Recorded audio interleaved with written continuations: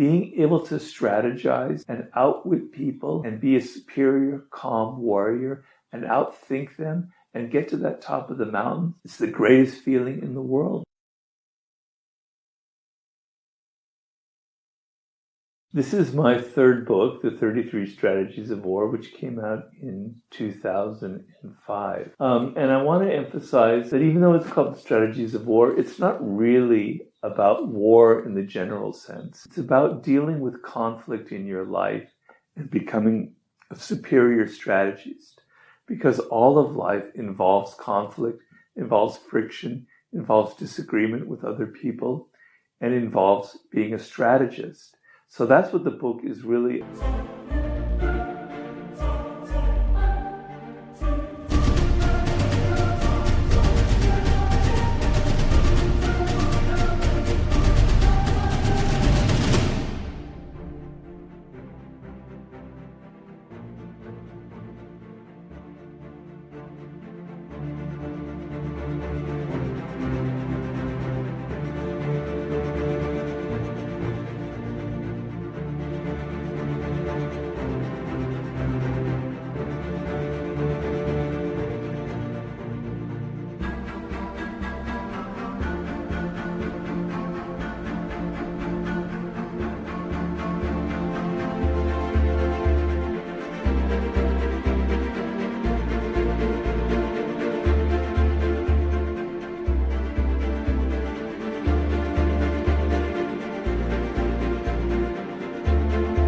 About is mastering the art of thinking strategically. And to sort of give you an idea, I like to use a metaphor for this. Let's say that life is a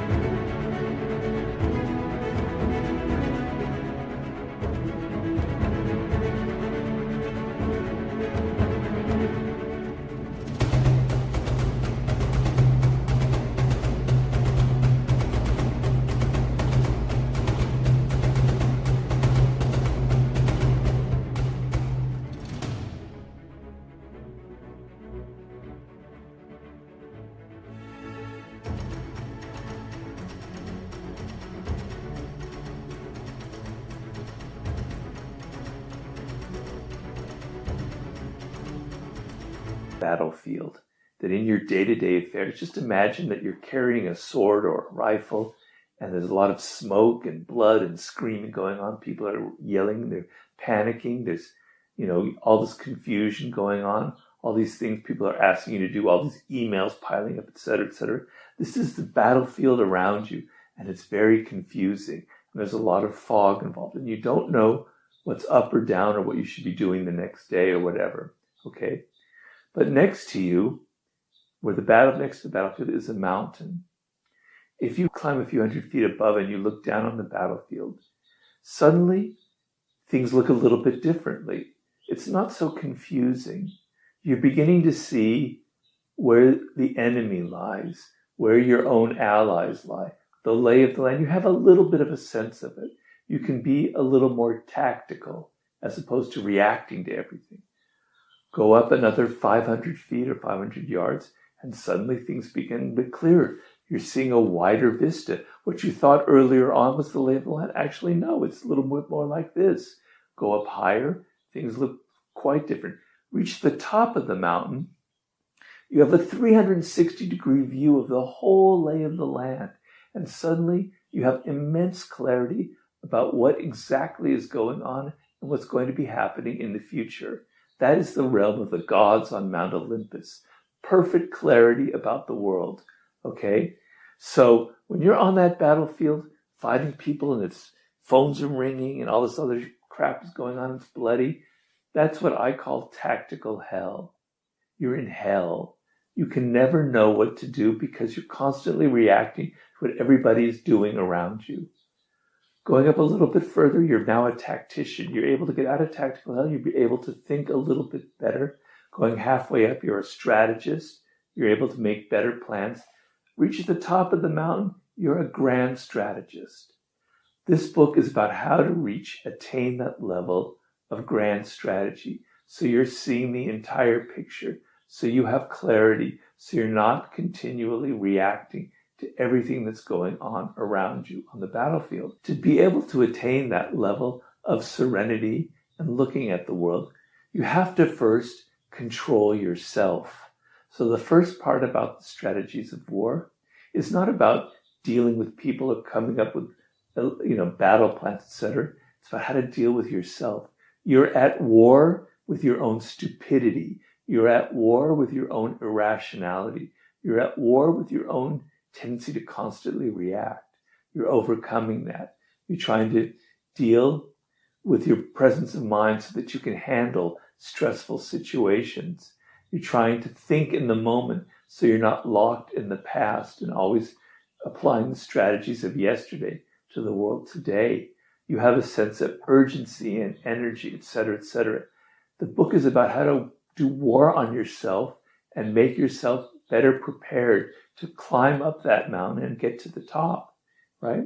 Then I explain how to deal with people on your team, how to understand, how to motivate those on your team, etc., etc.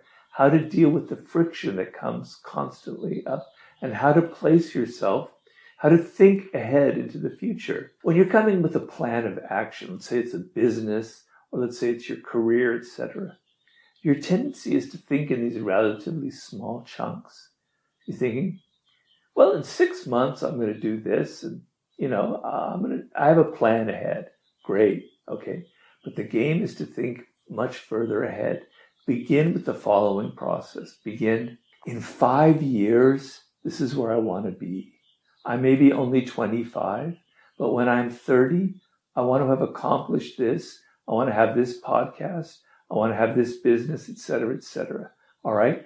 Now you work backwards and you go, how do I get there step by step by step? How do I get there in 3 years? How do I get there in 1 year?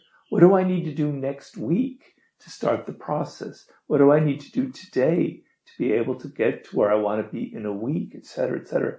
Now that might all sound kind of boring and rigid, but actually strategy is a game of flexibility where you're not tied to a linear set of advancing. It's simply that you have a better sense of your goals, your direction that you want to head in. So you're not just kind of floundering and doing all of these things during the course of a day that aren't important. If you know where you want to be in 5 years, then where you are today, right? It doesn't seem so aimless, so directionless. You know what matters. You know how to prioritize. You know that this little piddly political fight with this colleague is so unimportant when in light of that 5-year plan that you just dump them in the trash can. You go, I have nothing to do with that. It's not important enough for me. It gives you a sense of priorities of what really matters in the terms of your long-term goals. Being able to strategize and outwit people and be a superior, calm warrior and outthink them and get to that top of the mountain, it's the greatest feeling in the world, right? There's nothing that can bother you anymore. And so that's what the book is really about. I use stories of warfare to illustrate them because they're so fascinating and the history of warfare is so rich and exciting. But strategy is a form of thinking.